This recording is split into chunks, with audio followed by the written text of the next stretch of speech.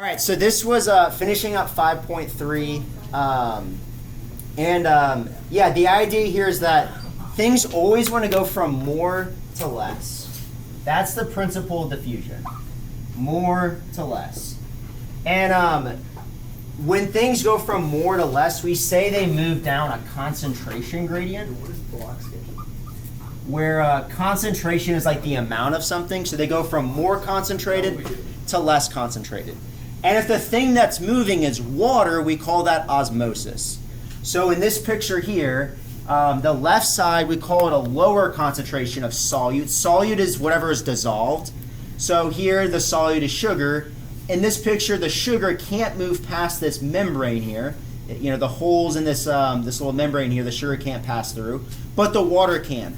So water is going to go from the left side to the right side because, and this is really important to understand, where you have more solute, where there's a higher concentration of the sugar, the water is more attracted to the sugar here than it is to itself. So this water is going to get attached to the sugar, and what that does is it frees up all of this space for water to move into. Now the water wants to go from, basically there's less pressure over here, less osmotic pressure we would say. So the water goes from the left side to the right side. It goes from more solute to less solute. Okay? And where there's more solute, we call that hypertonic. So what are you hyper for? Anybody remember? Water. You're hyper for water, yeah.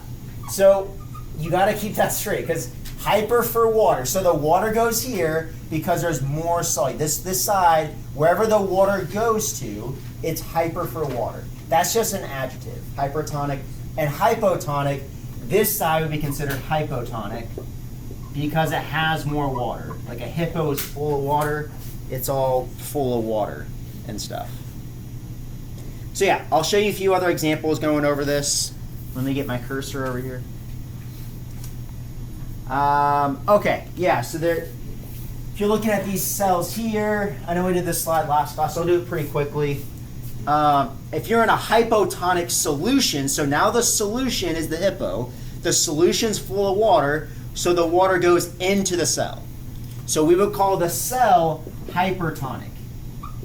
Right? It is hyper for water, so the water goes in, but because animal cells don't have that cell wall, the cell could lyse, it could explode from all that water rushing in.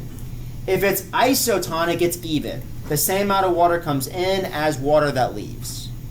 And then the opposite would be a hypertonic solution, where now the cell is hypotonic, meaning the cell is the hippo. The cell has more water initially, so the water wants to leave the cell and go to the solution. Which, in the hypertonic solution, like in this scenario here, which one has more solute? Which one have more solute?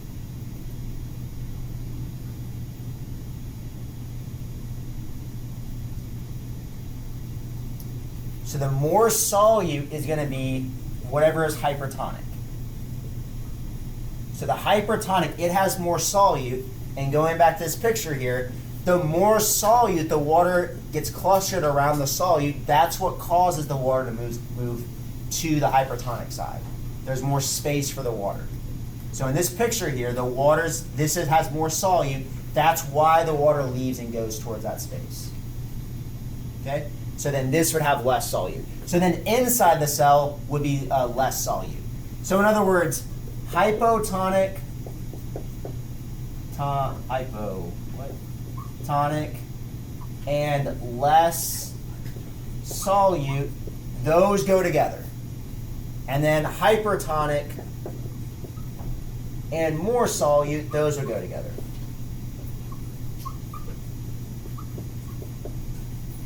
Okay. In a plant cell, if the water is going to go into a plant cell, so if a plant's in a hypotonic solution, we say that's turgid, where the water inside the plant cell pushes outward against the cell wall, all that water coming in, and then the cell wall can push back, and that will like give the plant some stability. It reminds me of like, if you ever like sat down and gone back to back with somebody and you can both stand up by like pushing back against one another, like that's what's kind of going on. This gives that extra water in the plant cell, gives it some structure and support, because a plant cell doesn't have a skeleton. Okay? And it doesn't explode because of the cell wall. We can't do that because we don't have a cell wall in our cells. That's why we got to have like a really good extracellular matrix and a skeleton to help us have support. And then flaccid. Plant cells are flaccid like limp leaves when it's in a in an isotonic solution. And then plasmolysis, or it gets plasmolized when a plant cell is in a hypertonic solution from all the water leaving. Okay, getting into some scenarios. These are some new slides from that you didn't see last class. So here they're telling us that you have a cell that's in 20% solute, 80% water, and inside the cell it's 20% solute, 80% water. So because the solute concentration or the water concentration is the same inside and outside the cell, we would call it isotonic. Okay?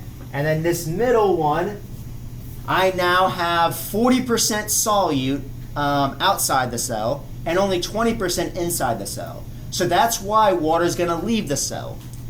That means you're 40% solute. It means there's less water, so water wants to go from more to less. So we would call the solution here hypertonic. But inside the cell, you would call the cell hypotonic. So whichever direction water goes, you call that hypertonic. It's hyper for water. And then the hypotonic solution, it's only 10% solute. Water is going to go in the cell because now the cell has more solute than water. Okay.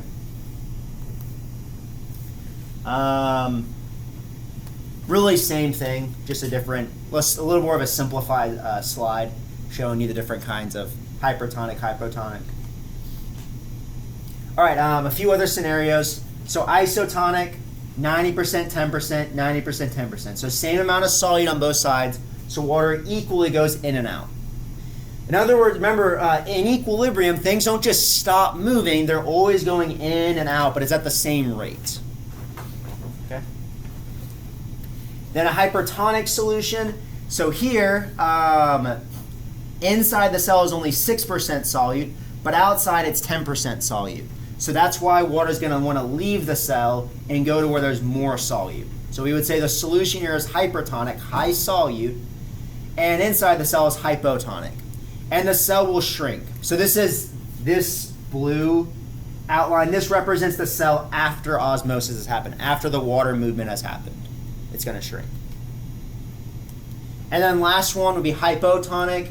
So now it's only 2% solute, but 20% solute in the cell. So water is going to want to rush in the cell, and the cell is going to get all swole like a hippo. And if it's an animal cell, it can lyse. If it's a plant cell, it would be turgid, and that would actually be good for a plant cell. Where the dotted line here, this represents the expanded cell from all the water going in. Okay. A little bit on like osmoregulation. So basically animals, plants, all organisms have to find some way to regulate the amount of water in their cells, right? Because if you have too much, the cell could explode. Too little, it could shrink. An example of osmoregulation would be the protist Paramecium, caudatum. Anybody's favorite organism? Anyways, it has something called a contractile vacuole, where basically this thing can, because it lives surrounded in water is constantly leaking into the cell. It's like a leaky canoe. It needs to have a contractile vacuole to pump out that water, kind of like you with like if your canoe's leaking, you have like a cup and you're constantly like getting the water out of your canoe. That's basically what it does. Okay. Set everything here, just with some of the different examples. Plants, the leaves are wilted whenever they're in that isotonic solution. Okay, getting into a little more of a review of facilitated diffusion. Let me just jump to a picture of this here. Diffusion, things want to go from more to less, right? But some things have to have some sort of protein to bring them inside the cell. What what scenarios would require facilitated diffusion? In other words, why would this thing need a protein to come in to the cell? Why can't it just go through the cell membrane itself? Aditya? So going against the concentration gradient, that would be when we have active transport. So here, it's actually going with its concentration gradient. It wants to, there's more of them outside the cell than inside, so they want to come in, but Michael, why would they need a channel protein to do this? Why can't these things just like come through the cell membrane? Yeah, go, Aditya, go ahead.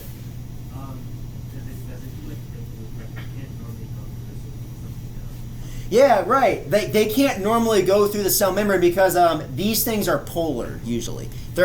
So if you're polar or you have some sort of charge, so polar or charged, you're not able to go through the non-polar. Remember, these fatty acetals are non-polar. They can't go through the cell membrane just by themselves. So they need some sort of protein channel or door to let them in. Or it could be a size restriction. If molecules are too big, they won't be able to get through the cell membrane. Okay? And then there's another type of facilitated diffusion called carrier proteins. Similar idea, but this time these carrier proteins are specific for a certain solute. So this fits, like, see how this is like specific for the shape of that solute? These would be like ion channels. Can be a certain. Can it be an example of this where you have to, in order for this carrier protein to actually work and open up, there maybe has to be like a neurotransmitter that binds to that protein and then tells that cell, okay, open up. We're gonna like contract a muscle or something like that. Or we're gonna then, now we can then signal to another nerve cell or something.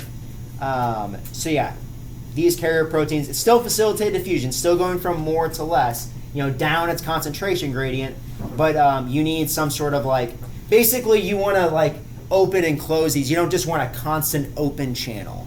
Like you want to have a little more like regulation on when you open and close that channel. So let me look back here, make sure I got everything there. So the channel proteins, the ion channels, that would be more of like the carrier protein kind of idea that I showed you. Well, actually, technically, the ion channels would be, basically, you could also have, you have some channel proteins that are always open, and then the ion channels are like, they're actually literally just a channel like this, but it's a somewhat similar idea to like the carrier protein. The difference between them isn't too big of a deal, but carrier proteins still would need to have some sort of stimulus that would cause them to open and bring the solute inside the cell. Okay? Okay, let me go ahead and pause this.